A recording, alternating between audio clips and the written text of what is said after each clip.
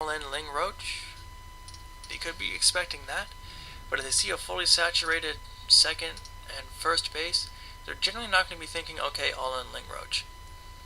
Now, a lot of Protoss are not ready for 34 roaches. Now, even at the end here, I still already have 32 roaches left. Still have my Overseer. I know he's got no base. I got good creep spread. I do have a lot of minerals, but that's because I kind of just stopped macroing near the end of that fight, because after I took out his main army, he was just done. Another thing you can do off this build is you can go ahead and you can grab a third off of this build. You can get +2, make a transition to Hydras. You can also, instead of trying to make it an all-in, you can just go ahead and push. You know, you're still going to have about 30 roaches if you go ahead and grab that expo. You might only have like 28 to 30, but that's okay. And those 28 to 30, you can still put some pressure on them. You can still run in with all those roaches, do some damage, and then run away.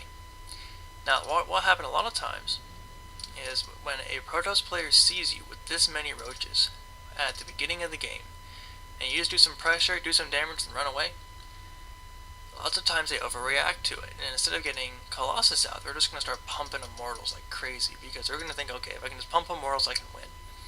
But if you made a transition to Hydras, got like a +2 upgrade, get the Hydra range come out, he comes out with 5 Immortals, and then you have 20 Roaches and 20 Hydras. He's dead.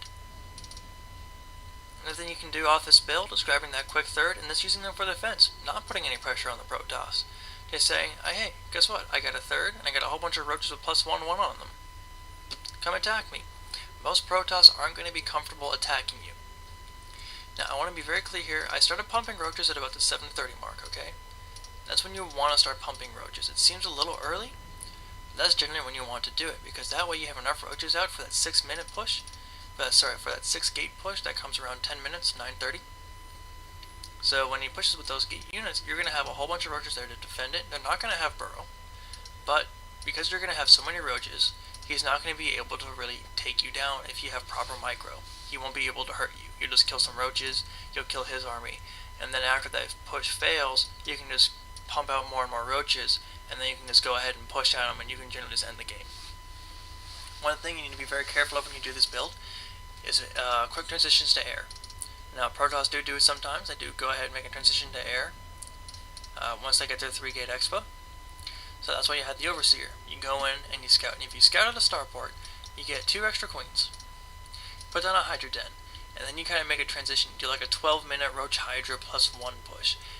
You really don't need to get the +1 armor, because it'd just be too gas intensive ready to do it, because you're going to want that range upgrade on Hydras. Now, if you do go ahead and play defensive with these roaches, which you can do, you can also go ahead and grab a third, maybe even sneak a double expo, and then you can transition into really quick brood lords. I'll do a strategy on that a little bit later.